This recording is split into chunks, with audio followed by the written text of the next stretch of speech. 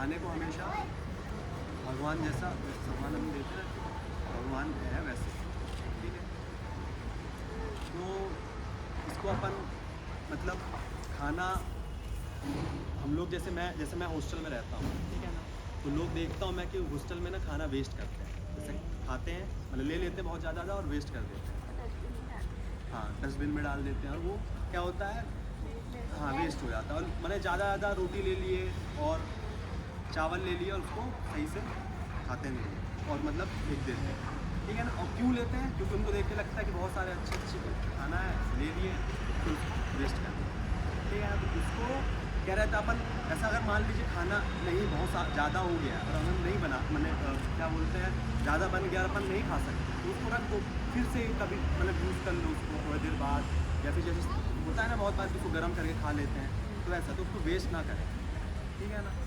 और इसमें अपन बहुत सारे लोग जैसे हैं कि ज़्यादा खाना खाते भी हैं और ज़्यादा मतलब खाना ज़्यादा भी खाते हैं, तो ज़्यादा खाना पेट हमारा डाइजेस्टिव सिस्टम होता है ना, वो इतना ही खाना चाहिए जितना हमारा डाइजेस्टिव सिस्टम वर्क कर सके, मतलब डाइजेस्टिव सिस्टम क्या बोलते हैं, पाचन तंत्र जो है वो हमारा सही से वर्क कर सके। उतना ही लो जितना खा सको, उतना ही लो जितना खा सको, ये मैंने पहले ही बोला, उतना ही लेना चाहिए जितना खा सको, ठीक है, वेस्ट नहीं करना, क्योंकि तुम जितना फेंकोगे बात ना करें। थोड़ा थोड़ा करके वो एक बहुत ज़्यादा अमाउंट हो जाएगा और वो कोई और खा सकता है। हाँ अच्छा, एक चीज़ आप लोगों को और बता दूँ, आपके सर अभी जो खाने की बात कर रहे हैं, तो सबसे पहली बात, खाना आता कैसे है। और हम लोग विज्ञान पढ़ते हैं, विज्ञान यानी प्रकृति, साइंस मतलब नेचर। तो नेचर में अगर हम देखते हैं खाना आता कैसे है, अब मैं एप्पल की बात तो कर नहीं रहा कि पेड़ से ऐसे टपकेगा तो आप खाओगे, है ना, पेड़ को उगाना पड़ेगा तब जाके फल आएंगे। अब रही बात अन्न की, तो अन्न कहाँ से आता है, किसान से। किसान दिन रात मेहनत करके अन्न उगाता है। पानी हमें कहाँ से मिलता है, नदियों से, और एक नदी को भरने में भी सालों लग जाते हैं।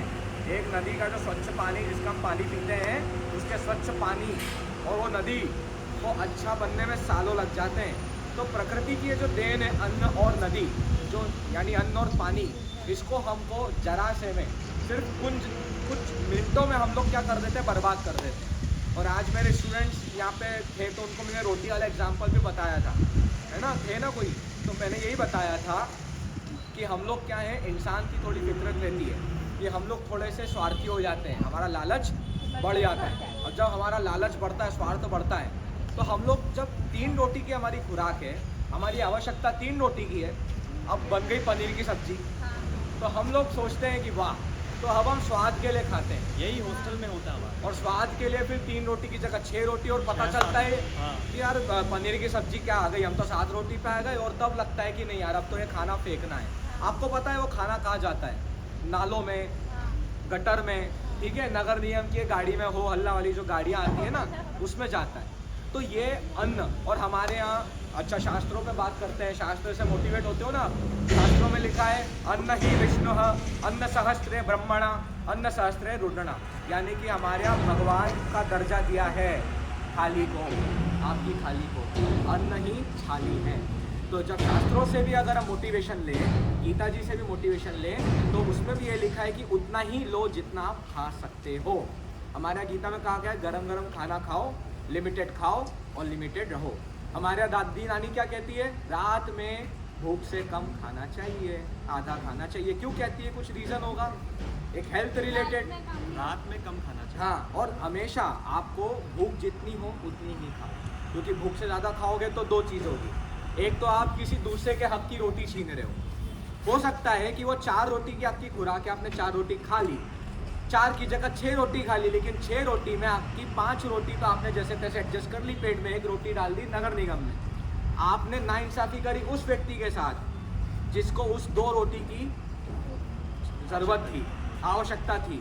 तो यार आंसू की कीमत उनसे पता चलती है जो जिनकी आंखों से बहे, वैसे ही भूख की कीमत उसी को पता चलती है जिसके पास रोटी ना हो खाने को। तो हमेशा जब भी, अब आज ये सेशन एंड कर रहे हैं तो एक बात अपने दिमाग में रखना कि जब भी आप कहीं भी जाएंगे खाना खाने, बल्क में या खुद घर पे खाना खाएंगे, तो सबसे पहले दिमाग में बस उन लोगों के लिए एक बार सोच लेना जिनको सच में उस रोटी की आवश्यकता है, और हम लोग उस खाना को ज़्यादा लेके लालच में आकर और बाद में पता चलता है कि वो सिर्फ पनीर की सब्जी के कारण या कुछ अच्छी सी चीज़ के कारण हमने रोटी को वेस्ट किया, तो हमें वो रोटी वेस्ट नहीं करनी है। उनके बारे में सोचोगे, मैं लिख के देता हूँ, अपने आप फूड वेस्टेज ख़त्म हो जाएगा। ठीक है, समझ में आया? चलो, थैंक यू। शादी पार्टी में जाते हैं, शादी पार्टी में गए तो लोग को देखना ज़्यादा लेते हैं, जैसे मैंने बताया, ठीक है ना। सब देखते हैं लोग कैसे भर के ले लेते हैं, और फिर वहीं जहाँ तुम लोग प्लेट डालने जाते हो तो वो रहता है बहुत, जहाँ पे नहीं वो क्या बोलते डस्टबिन टाइप का रहता है, उसमें प्लेट डालने जाते हो, देखो कैसे खाना वेस्ट होते हैं, देखो तो कितनी गलत बात है। उसी जगह वो खाना नॉर्मल ले, मतलब कम ले, मतलब जितना हम खा सकते उतना खाएं, और फिर गरीब रहते हैं, देखते हो बाहर घूमते रहते हैं, उनको अपन फ्री में खिला दें, कितना अच्छा रहे, समझ लो ना। तो ऐसे अपन को सोचना चाहिए, कम से कम खाओ।